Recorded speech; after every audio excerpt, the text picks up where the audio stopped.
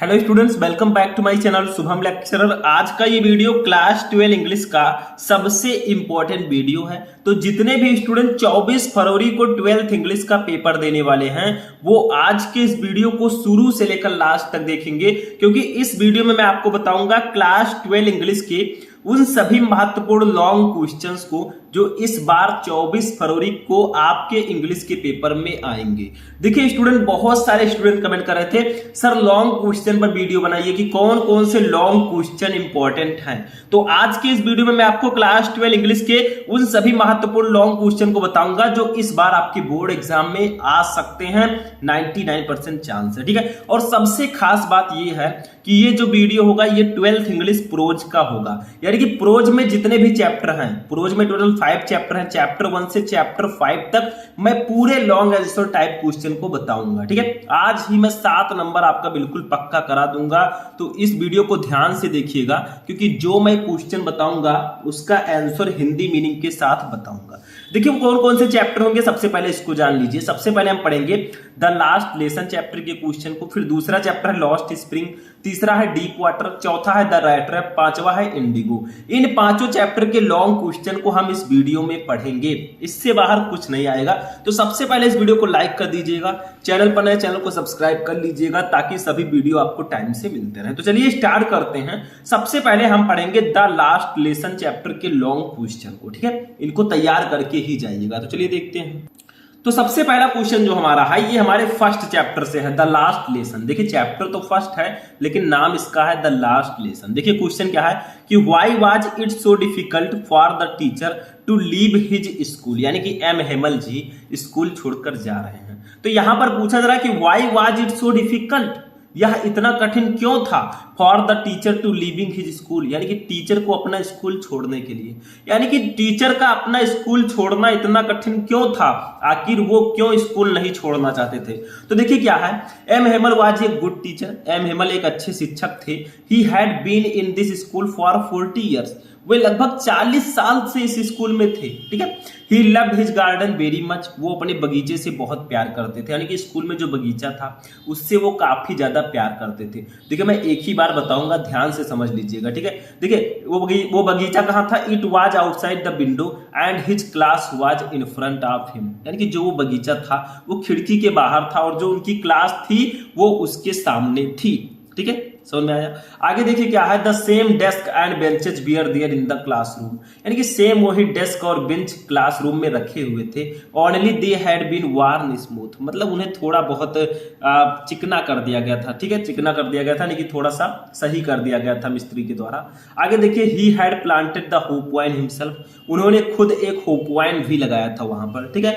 आगे देखिए, everything thing around him a very long and close association with him, यानी कि वहां पर देखिए एवरीथिंग, वहां की हर एक चीज से, ठीक है, अराउंड हिम, उसके चारों ओर, हैड ए वेरी लॉन्ग, उनके पास एक बहुत लंबा एंड क्लोज एसोसिएशन, और बहुत क्लोज संबंध था, मतलब वहां की जितनी भी वस्तुएं थी उनके साथ जो एम हेमल है उनका बहुत लंबा और घनिष्ठ संबंध हो चुका था, ठीक है। मतलब बहुत प्यार करने लगे थे उन सब चीजों से, क्योंकि 40 साल वहां पर उन्होंने गुजारा था, ठीक है। हम कहीं टहलने चले जाते हैं, 10-15 दिन रहेंगे, कोई हमें अच्छे पसंद आ जाता है, कोई व्यक्ति हमें बहुत अच्छा लगने लगता है, ठीक है, मतलब प्रेम हो जाता है, वैसे उनको भी हो गया था। आगे देखिए, his sister was busy packing, जब वो स्कूल छोड़कर जाने लगे तो क्या हुआ, his sister was busy packing in the room above, यानी कि उनकी जो बहन है वो ऊपर वाले कमरे में पैकिंग में व्यस्त थी, मतलब कपड़े लत्ते पैक कर रहे थे कपड़े उनके, ठीक है। He could hear his sister moving out, वो अपने बहन को इधर उधर घूमते हुए सुन सकता था, इधर उधर चलते हुए, ठीक है। It was very difficult for him to disclose himself from all this thing for they had been part and parcel of his life, यानी कि देखिए इट वाज वेरी डिफिकल्ट, ये बहुत कठिन था, फॉर हिम टू डिस्क्लोज, यानी कि सबसे अलग करना हिमसेल्फ, खुद को, फ्रॉम ऑल दिस थिंग, उन सभी वस्तुओं से, for they had been part and parcel of his life, जो उनके जीवन के एक अहम हिस्सा बन चुके थे। तो देखिए उनके लिए इन सभी चीजों से खुद को अलग करना बहुत मुश्किल लग रहा था, ठीक है। इसीलिए वो स्कूल छोड़कर नहीं जाना चाहते थे, क्योंकि बहुत प्रेम हो गया था उनके, क्योंकि वहां की हर एक चीज उनके जीवन का एक हिस्सा थी, ठीक है। Everyone was sad at his leaving the school, और वहां के सभी लोग उनके स्कूल छोड़ने से बहुत दुखी थे। ठीक है, इसीलिए वो स्कूल छोड़कर नहीं जाना चाहते थे। जो क्वेश्चन था कि why was it so difficult for the teacher to leave his school, यानी कि अध्यापक के लिए स्कूल छोड़ना इतना कठिन क्यों था। तो देखिए मैं एक बार फिर से बता देता हूं वैसे, ठीक है। देखिए एम हेमल बहुत अच्छे टीचर थे, वहां जो है वहां के बगीचे से उनसे बहुत प्रेम था, ठीक है, वहां के सब कुछ बहुत प्रेम था। उन्होंने होप वाइन भी खुद लगाया था, बहुत ज्यादा घनिष्ठ संबंध था वहां की हर एक चीजों से, ठीक है, और इसीलिए वो स्कूल छोड़कर नहीं जाना चाहते थे। मैंने एक बार बता दिया, ठीक है। तो ये पहला क्वेश्चन था, समझ में आ गया। चलिए दूसरा देखते हैं। अब देखिए जो दूसरा क्वेश्चन हमारा है क्या है, देखिए दूसरे चैप्टर से है, लॉस्ट स्प्रिंग से। देखिए describe the life of rag pickers in Seemapuri, यानी कि जो सीमापुरी में रहने वाले कूड़ा बीनने वाले लोग हैं उनके जीवन का वर्णन करो, आखिर उनका जीवन कैसा है। देखिए एक एक चैप्टर के मैं एक एक लॉन्ग क्वेश्चन बताऊंगा, ये ध्यान रखिएगा, ठीक है। एक चैप्टर का मैं बता चुका, अब दूसरे चैप्टर का, यानी कि describe the life of rag picker in Seemapuri, यानी कि सीमापुरी में कूड़ा बीनने वाले के जीवन का वर्णन करो। तो देखिए Seemapuri is a settlement of more than 10,000 rack picker, यानी कि सीमापुरी जो है ये 10,000 से भी अधिक कचरा बीनने वालों की एक बस्ती है। सेटलमेंट का मतलब बस्ती। It is a place on the periphery of Delhi, ये जगह जो है ये दिल्ली के किनारे एक जगह है, ठीक है, दिल्ली के किनारे स्थित है। Those who live here are squatters who came from Bangladesh in 1971, यानी कि दोज वहां पर हु लिव हियर जो यहां रहते हैं आर स्क्वैटर्स, वो क्या है, अवैध निवासी हैं, यानी कि बाहर से आए हुए लोग हैं। Who came from Bangladesh in 1971, जो 1971 में बांग्लादेश से आए थे। तो जो लोग यहाँ रहते हैं वे अवैध निवासी हैं जो 1971 में बांग्लादेश से आए थे, ठीक है, मतलब वही लोग हैं। आगे देखिए rag pickers live in structure of mud, यानी कि कूड़ा बीनने वाले लोग जो है वो घर से बने मिट्टी से बने घर में रहते हैं। क्या करें, गरीबी है, क्योंकि कूड़ा बीनकर वो किसी तरह अपना पालन पोषण करते हैं, ठीक है। They have roofs of tin and tarpaulin, यानी कि उनकी जो छतें हैं वो टीने और टारपोलिन का मतलब क्या होता है, जो तिरपाल होते हैं, ठीक है, उससे बना हुआ है, जो पल्लियां होती हैं, ठीक है, मतलब उनका घर मिट्टी का है, उनके जो छतें हैं वो टीन और टारपोलिन से मिलकर बने हैं, ठीक है। आगे देखिए there is no sewage draining और रनिंग वाटर, यानी कि वहां पर कोई भी सीवरेज नहीं है या ड्रेनिंग या बहता पानी वहां पर नहीं है, ठीक है। आगे देखिए they live here without an identity, वो यहाँ बिना किसी पहचान के रहते हैं, मतलब उनकी कोई पहचान नहीं है। हम लोगों से कहा जाए कि आप इंडियन है, प्रूफ करो, तो आधार कार्ड दिखाएंगे, उनके पास है ही नहीं तो क्या दिखाएंगे। एंड विदाउट परमिट, और बिना किसी परमिशन के वो रहते हैं, मतलब वे बिना किसी पहचान के और बिना किसी परमिशन के रहते हैं। Food is more important for them than their identity, यानी कि भोजन जो है उन्हें उनकी पहचान से ज्यादा महत्वपूर्ण है। पहचान लेकर वो क्या करेंगे, भोजन मिलना चाहिए, क्योंकि उन्हें जिंदा भी रहना है, ठीक है। आगे देखिए children grew up to become partner in survival, यानी कि वहां के जो बच्चे बड़े होते हैं वो बड़े होकर अपने माता पिता का साथ देते हैं। माता पिता कूड़ा करकट बीनते तो वो भी उसी काम में लग जाते। देखिए children grow up to become partner in survival, यानी कि उनके बच्चे बड़े होकर अस्तित्व में अपने माता पिता के भागीदार बनते हैं, ठीक है। वो क्या करते हैं, देखते हैं, जो लोग वहां जाते हैं वो देखते हैं an army of bear foot, यानी कि नंगे पैरों की एक सेना, चिल्ड्रन बच्चों की, एपियर दिखाई देती है इन द मॉर्निंग, सुबह में, विद देयर प्लास्टिक बैग्स, अपने प्लास्टिक बैग के साथ, ऑन देयर सोल्जर, अपने कंधों पर। तो अगर आप वहां जाएंगे तो सुबह नंगे पांव के बच्चों की फौज कंधे पर प्लास्टिक की थैलियां ले नजर आती है, मतलब वो ढूंढते हैं कुछ खाने पीने के लिए, कुछ कूड़ा कचरा ढूंढते हैं जिसके बदले में उन्हें पैसे मिल सके।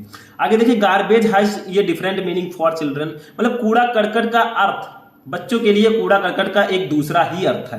For them it is wrapped in wonder, यानी कि उनके लिए ये एक आश्चर्य से भरी चीज है कि अरे भैया कूड़ा करकट है, क्या पता इसमें कुछ मिल जाए, तो उनके लिए ये आश्चर्य में लिपटा हुआ है, ठीक है। दे में फाइंड ये रुपी इवन ये 10 रुपी नोट और ये सिल्वर कॉइन, यानी कि उन्हें आशा रहती है कि वे 1 रुपए का सिक्का पा सकते हैं, 10 रुपए का नोट पा सकते हैं, या फिर एक चांदी का सिक्का भी उन्हें मिल सकता है। मतलब उन्हें आशा रहती है कि हाँ ऐसा हो सकता है मैं कूड़ा बीनने जाऊं, मुझे 1 रुपए का सिक्का पड़ा मिल जाए, कितनी खुशी उनको होगी, क्योंकि वो गरीब है, ठीक है। There is always hope of finding more, और उन्हें कुछ ज्यादा पाने की उम्मीद रहती है कि क्या पता कुछ और अच्छा मिल जाए, 100 रुपए का नोट मिल जाए या कहीं लोहा लक्कड़ मिल जाए जिससे उनका गुजारा हो सके, ठीक है। तो वो लोग हैं यहाँ पर सीमापुरी में, ठीक है। तो ये आपका हो जाएगा दूसरा क्वेश्चन, ठीक है, समझ में आया, मतलब उनके जीवन का वर्णन करना है, तो कोई खास जीवन नहीं है, ठीक। चलिए आगे बढ़ते हैं नेक्स्ट क्वेश्चन।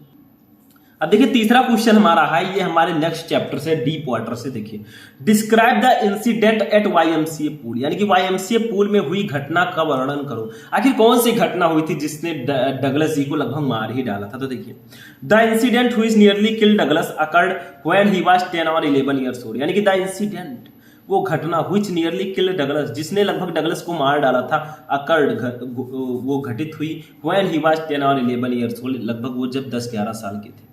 तो जिस घटना ने लगभग डगलस को मार डाला था वो तब हुआ जब वो 10 या 11 साल के थे, ठीक है। To get rid of his fear of water he decided to learn swimming at the YMCA pool, यानी कि to get rid of fear of water, यानी कि अपने पानी के डर को दूर करने के लिए ही डिसाइडेड, उन्होंने निर्णय लिया टू लर्न स्विमिंग, यानी कि स्विमिंग सीखने का, एट द YMCA पूल पर। तो अपने पानी के डर से छुटकारा पाने के लिए उन्होंने YMCA पूल में तैरना सीखने का फैसला किया। क्योंकि देखिए क्या होता है, मतलब एक बच्चे ने उन्हें पानी में ढकेल दिया था, तो पानी में जब उन्हें ढकेल दिया तो बाद में उन्हें डर हो गया भैया कि कोई और ढकेल देगा, मर ही जाएंगे। तो देखिए वन मॉर्निंग घटना क्या हुई थी, देखिए वन मॉर्निंग एक सुबह when he was alone at the pool, जब वो पूल पर अकेले बैठे थे, वेटिंग फॉर अदर, किसी के आने का इंतजार कर रहे थे, ये बिग बुली आप बॉय, यानी कि एक हट्टा कट्टा लड़का भैया, ठीक है, दबंग लड़का, टॉस्ड हिम, फेंक देता है इनटू द डीप, उनको गहराई में, पानी की गहराई में, एंड ऑफ द पूल, यानी कि पानी की गहराई में। यानी कि एक दिन जब वो सुबह एक पूल में अकेले, पूल के किनारे अकेले बैठे थे, किसी की प्रतीक्षा वो कर रहे थे, तब एक लड़के ने, एक हट्टे कट्टे लड़के ने उन्हें पूल के गहरे पानी में फेंक दिया। मतलब कोई दुश्मनी नहीं थी, लेकिन वो कितना शरारती बच्चा था। दो ही हैड प्लान्ड ये strategy to save himself, his plan failed, यानी कि दो यद्यप ही हैड प्लान्ड ये स्ट्रेटजी, उन्होंने एक स्ट्रेटजी अपनाया टू सेव हिमसेल्फ, खुद को बचाने का, हिज प्लान फेल्ड, लेकिन उनकी जो योजना है वो विफल रही। तो हालांकि उन्होंने खुद को बचाने के लिए एक रणनीति बनाई, एक स्ट्रेटजी बनाई, लेकिन वो भी फेल हो गया। He went down to the bottom and became panicky, ठीक है, मतलब वो जो है पानी के तल पर, पानी की सतह पर आने के लिए उन्होंने कड़ा संघर्ष किया। मतलब क्या हुआ, वो नीचे गए लेकिन वो घबरा गए, वो पैनिक हो गए। Thrice he struggle hard to come to the surface, मतलब उन्होंने तीन बार उन्होंने सतह पर आने के लिए कड़ा संघर्ष किया, बट फेल्ड इस टाइम, लेकिन वो हर बार असफल रहे।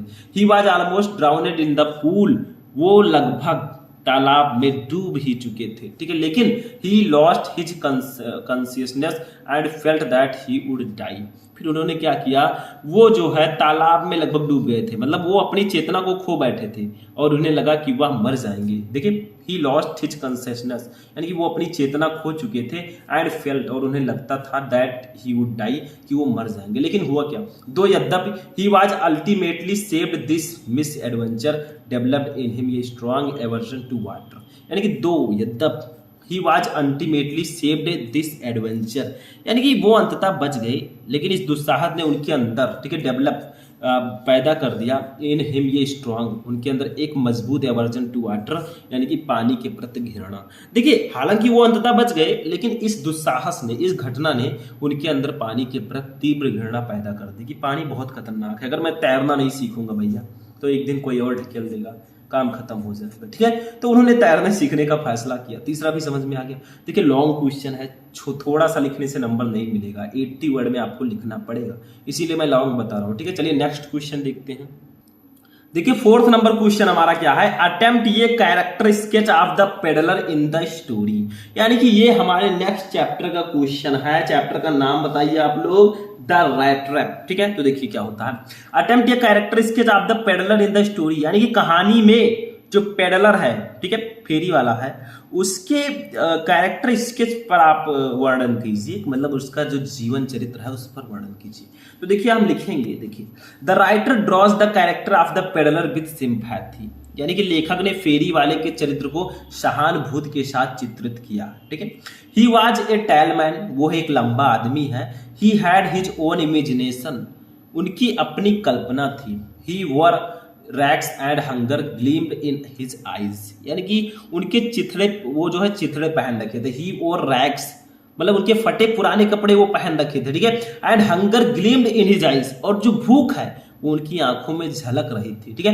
ही sold self made small rat trap of wire, ठीक है। ही सोल्ड, वो बेचते थे, सेल्फ मेड, खुद का बनाया हुआ, स्मॉल रैट ट्रैप, छोटी चूहेदानी, ऑफ वायर, जो तारों से बनी थी। तो उसने तार के छोटे छोटे वो चूहेदानी बेचते थे, ठीक है। He had some human weakness like stealing and beginning to fulfil his basic need, यानी कि he had some human weakness, उनके पास कुछ मानवीय कमजोरियां थी, लाइक स्टीलिंग जैसे चोरी करना, and beginning to fulfil his basic need, क्योंकि वो अपने बेसिक नीड को, अपने जो आवश्यकता बुनियादी जरूरत है उसको पूरा करना चाहते थे, ठीक है। तो उनकी कुछ मानवीय कमजोरियां थी जैसे चोरी करना और अपनी बुनियादी जरूरतों को पूरा करने के लिए भीख मांगना, मतलब वो अपनी बुनियादी जरूरतों को पूरा करने के लिए चोरी भी कर सकते थे और भीख भी मांगते थे, ठीक है, क्योंकि भाई जिंदा रहना है तो कुछ तो करना पड़ेगा।